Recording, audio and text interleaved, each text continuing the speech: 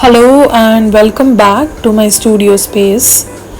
So today I'm going to show you how I make this pencil sketch into a digital drawing on my Procreate app.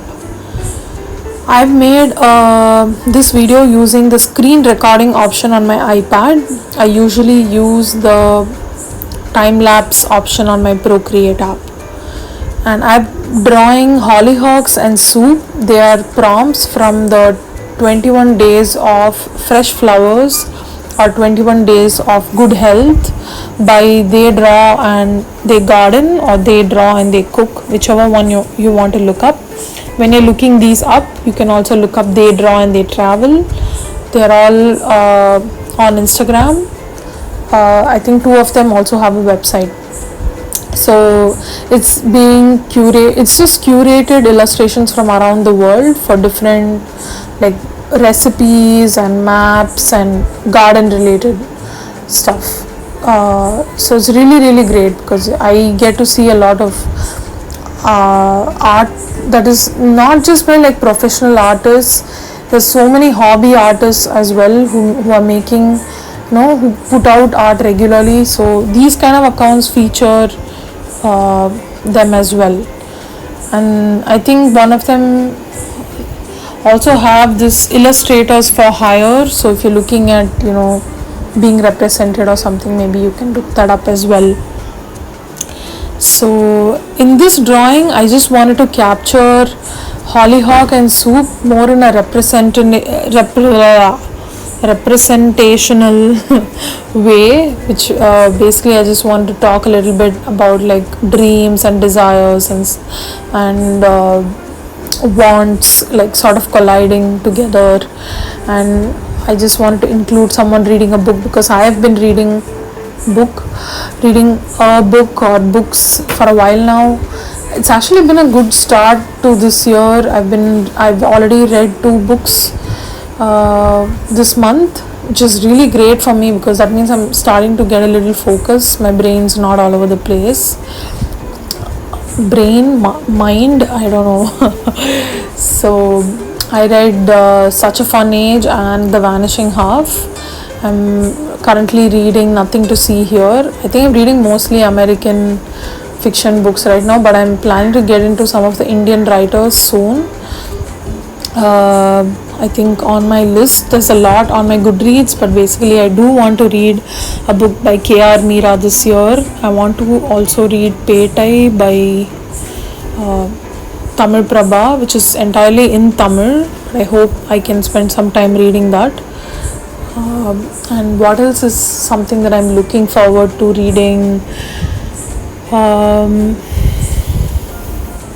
There is some books that were given by the Seagull Books during the lockdown, so I'm trying to see if I can get to read one of those books. The Seagull books are sometimes a little hard for me to read because they're not always very fun books. Okay, they are a little like mood related books, just like hollyhocks and soup, I guess.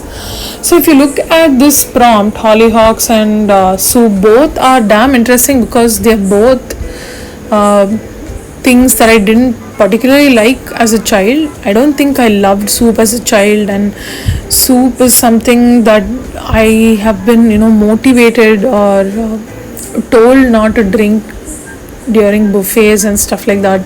It's not something that we order also as a family, but I think we all do love soup. Like especially me, sometimes I only think about soup when I'm hungry, like either it's noodles or soup. That's my go-to sort of things that I imagine when I'm hungry that I want.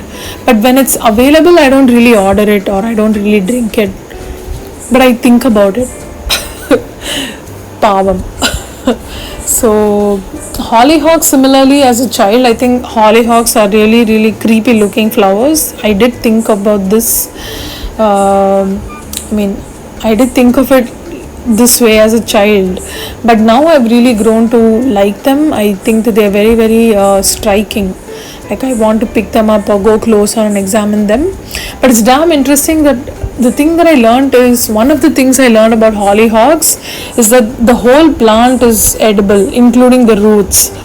So but then it looks like a plant that you don't go near, it just kind of has that imitating other poisonous plants kind of a vibe. But it's damn interesting that the entire thing is edible. And apparently, like, the Japanese make teas. Of course the Japanese make teas out of something. So but it's supposed to be really good for your health. And the other thing I learned is also the hollyhocks are very common in Asia, and they became really famous, I think, in the Middle East or something at one point. And I do see hollyhocks here, but I don't see it so much. I don't see it as part of many gardens. Sometimes I see them more as accidental. They're growing in abandoned places, or occasionally in some garden they're given a little space, but they're not there everywhere. And I don't know when the growing season is. I probably have to look that up. I also read that the hollyhocks represent ambition and fertility. So that's very interesting. I mean, this is part of the language of flowers text from the Victorian era, and I think, like, Enola Holmes sort of covers a lot of these flowers symbolism in the book.